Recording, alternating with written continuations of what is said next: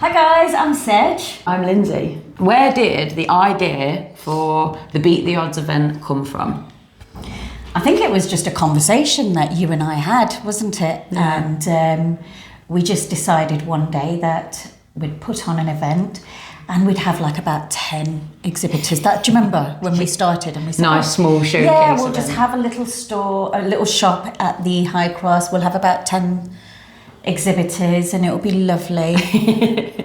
We've got about 30 now, and we're very pleased. we are incredibly pleased. And I think also we've got a few more that are still waiting to finalise registration, haven't we? Yeah, so there's another few more, but we've only got a few spaces left. Sej and I both work in the mental health industry, and we, between us, have got this fantastic network of people doing amazing things, but all in these little disconnected pockets around Leicestershire. And what we realised was we should bring all of those people together and form this whole support network that can capture people and then signpost them to the most ideal support to suit them. Yes, and I think it was just about, the whole Beat the Odds thing, we played with the name as well, didn't we? We did start with, shall we do against all odds? But against then all odds, we felt that was quite negative of the word against. Yeah. And then beat is a little bit more of a positive because you've overcome it. You've already done it, yeah. And I think we toyed around with a few other names, didn't we? Yeah.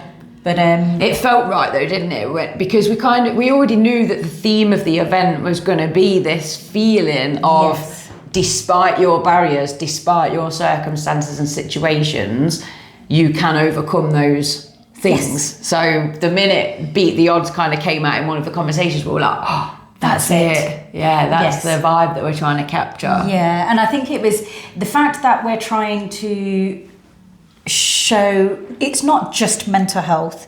We're trying to show like people that have overcome domestic abuse, knife crime, mental health for men, for women, parents that have had their child diagnosed with autism or ADHD. Don't know where to turn for information. And even like the parents struggle, don't they? Totally. So, and even just bringing together that sense of community. Humans are all about connection. They thrive on connection and being part of a bigger group. And I feel that since COVID, we've lost a little bit of that community feel. Yes. And people have been working really hard to create it again. So that's what this event is about, is showcasing that, encouraging people to come together and to join these really positive networks that are just waiting for you to get involved with. Yeah. I think as humans, we're built to socialise. Pack animals. Yeah, we are, absolutely.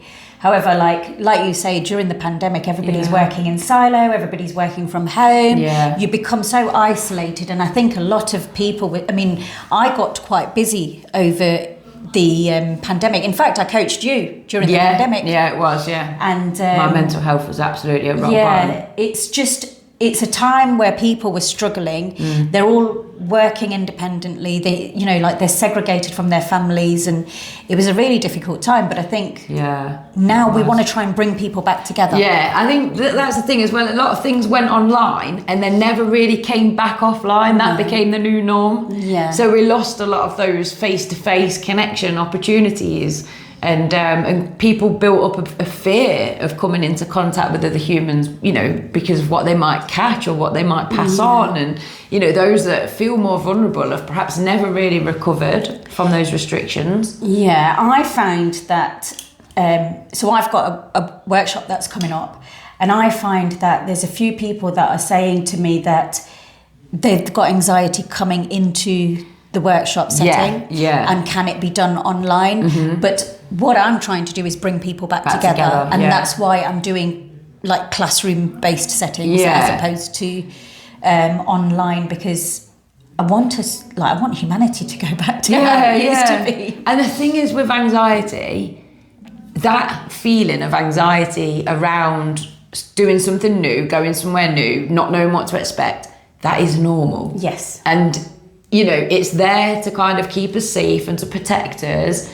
But absolutely, you should be working on being able to manage that and overcome it and do the thing anyway, you know, that feel the fear and do it anyway. Yes, of course. So, you know, it's for anybody that is kind of feeling the nerves, even coming to this Beat the Odds event, that's okay. You know, feel the fear, but, you know, just know that you're going to enjoy it. You're going to be glad that you came. I think there's so many amazing people that we've got on board with this. Yes. Everybody is super welcoming. They're all aligned with the way that, you know, like they're aligned like with the way we think. Like all of our moral compass is exactly the same. Like we think the same, we believe the same, we're all working towards a common goal. It's just... It fills your cup, doesn't it? It really does. You know, you've got your business, I've got mine, and usually we're quite isolated because within our businesses, when they're small community-based businesses, you're there doing the marketing, you're doing the social media campaign, you're doing the cold calling, you're doing the production side of things, you're doing everything. Yes. And you're the one that's giving. But in this community that we're creating, we're meeting other people that get those struggles, that relate to that, and that are also vibrating on that higher vibration of wanting to help others. And you can feel it. It doesn't drain you, if you see what I mean. Even though we've spent a lot of we haven't got much spare time, but any minute that we have had spare, we've been, you know, introducing the exhibitors or, you know, trying to sort out the finer details and things. But actually, we've both said we've really enjoyed the process of bringing it all together. It has been a lot of fun. And I think also it's like the conversation that we had with the exhibitors on Sunday as well. And, you know, we've been reiterating it across like emails and phone calls.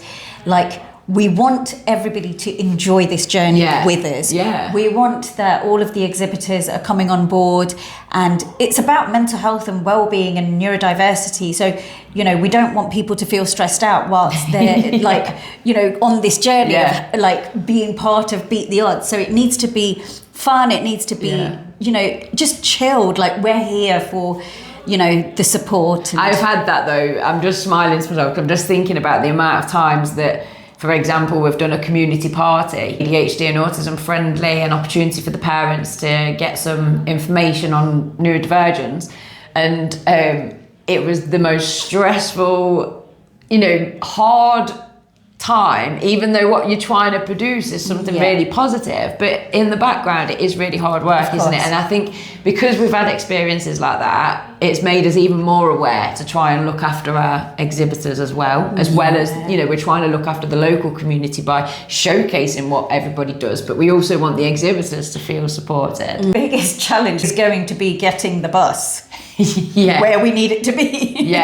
To be fair, that I've just literally been looking logistically at the outside area, and it's like an obstacle course coming in. So that's something that, you know... Well, you can beat the odds. The thing that I found challenging, I found it frustrating rather than challenging, that the little people, you and I, and all these exhibitors that are ran by like one person, self-funded, they've been so on board and can see the bigger value.